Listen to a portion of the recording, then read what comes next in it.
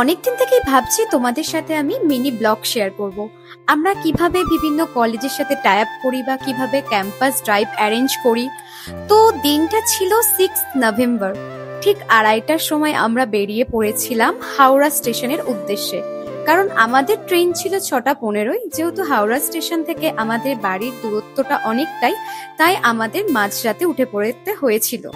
তো আমরা সেই সময় ওলা বুক করে চলে গিয়েছিলাম হাওড়া স্টেশনে। যদিও বা আমাদের ট্রেনটা একটু লেট ছিল, তাও আমরা মিনিমাম আধা ঘন্টা আগে পৌঁছে গিয়েছিলাম। তো হাওড়া স্টেশনে আমরা চলে আসি। আধা ঘন্টা ওয়েট করার পর আমাদের কিন্তু ট্রেনও চলে আসে। তো তোমাদের তো বলতে ভুলেই গেছি অ্যাকচুয়ালি আমরা যাচ্ছি কোথায়। আমরা যাচ্ছিলাম দুর্গাপুর। তো তোমরা হয়তো অনেকেই জানো রাজেন্দ্রনাথ পলিটেকনিক কলেজটা কিন্তু দুর্গাপুরেই আছে, যে কলেজে কিন্তু আমাদের ক্যাম্পাস ড্রাইভ ছিল। তো আমরা 4জনে যাচ্ছিলাম, আমি, সুবর্ণ স্যার, প্রিয়াঙ্কা ম্যাডাম এবং প্রীতি ম্যাডাম। ফাইনালি 3 ঘন্টা জার্নি করার পর আমরা চলে এলাম দুর্গাপুর স্টেশন। তাড়াতাড়ি হোটেলে চেকিং করে আমরা রেডি হয়ে গিয়েছিলাম, কারণ আমাদের কিন্তু কলেজ টাইম দিয়েছিল 11টায়। 11টায় ইন করার কথা ছিল, আমরা 10 মিনিট লেট ছিলাম।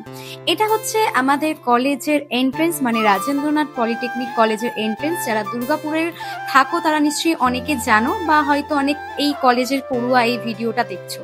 তারপর কলেজে এন্ট্রি নেওয়ার পর আমাদের কিছুক্ষণ ওয়েট করতে হয়, কারণ প্রেজেন্টেশন রেডি করা হচ্ছিল। এটা হচ্ছে কলেজের হল রুম। তো এখানে কিন্তু টোটাল 100-এর বেশি ক্যান্ডিডেট পার্টিসিপেট করেছিল সেদিনের ক্যাম্পাস ড্রাইভে। তো এখানে কিন্তু সমস্ত ডিপ্লোমা, আইটিআই এবং আদার্স আশেপাশের যে সমস্ত কলেজগুলো ছিল, সেই সমস্ত কলেজ থেকেও কিন্তু বিভিন্ন ক্যান্ডিডেটরা পার্টিসিপেট করেছিল। মেল ফিমেল বোথ ক্যান্ডিডেটরা কিন্তু এসেছিল। তো তারপর আমাদের কিন্তু প্রেজেন্টেশন সেশন শুরু হয়ে যায়। তো আমরা প্রেজেন্টেশন দিই যে আমরা কোথা থেকে এসেছি, বা তোমাদের জন্য আমরা কি কি ক্লায়েন্ট এনেছি।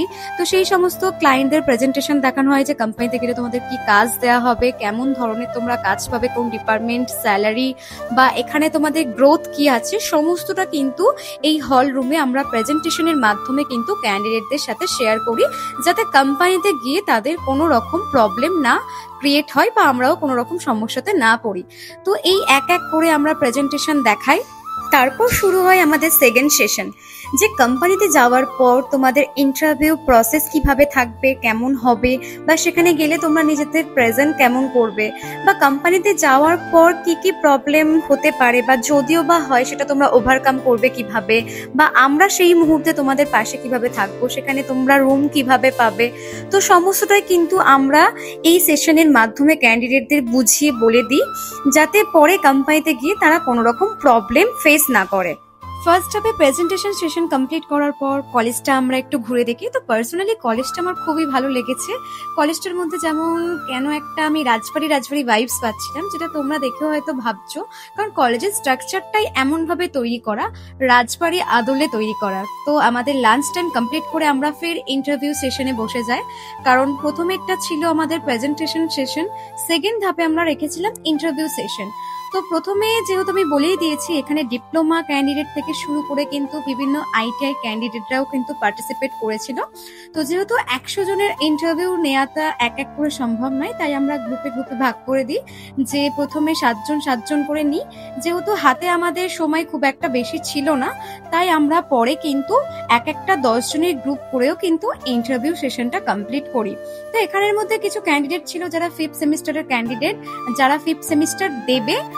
তো তাদেরকে আমরা কিছু কোম্পানি সাজেস্ট করি যারা জয়েন করবে জানুয়ারি, মানে নেক্সট ইয়ারের কিন্তু জানুয়ারিতে জয়েন করবে। আর এদের মধ্যে কিছু ক্যান্ডিডেট ছিল যারা অলরেডি কিন্তু পাস আউট করে নিয়েছে। তো সেই সমস্ত ক্যান্ডিডেট গুলোর ইন্টারভিউ সেশন শেষ করার পর কিন্তু আমাদের অলমোস্ট 4:30 বেজে গিয়েছিল। যেহেতু আমাদের সেম ডেতে রিটার্ন ছিল, তাই কিন্তু আমরা তাড়াতাড়ি এখান থেকে বেরিয়ে পড়ি। তো আজকের ব্লগটা এতটুকুই। নেক্সট কিন্তু এরকম আরো নতুন নতুন মিনি ব্লগ নিয়ে তোমাদের সাথে আমি শেয়ার করতে চলে আসবো। Please like and subscribe.